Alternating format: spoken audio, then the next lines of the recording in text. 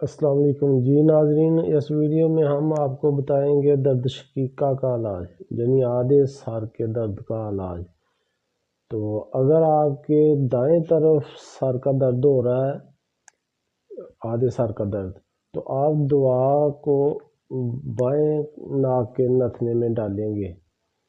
تو اگر آپ کے درد دائیں سائڈ پہ ہو رہا ہے سر کو، تو دعا آپ ناک کے دائیں نتھنے میں ڈالیں گے۔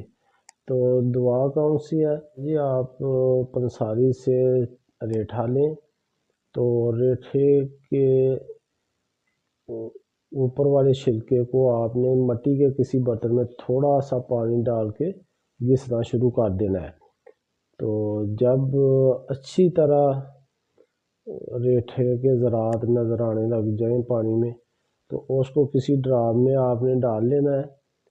تو مخالف سائڈ پہ، جس سائڈ کو درد ہو رہی ہے سر کو، تو ناک کے دوسرے نتھنے میں آپ نے 4 سے 5 ڈراپ ڈال دینے ہیں۔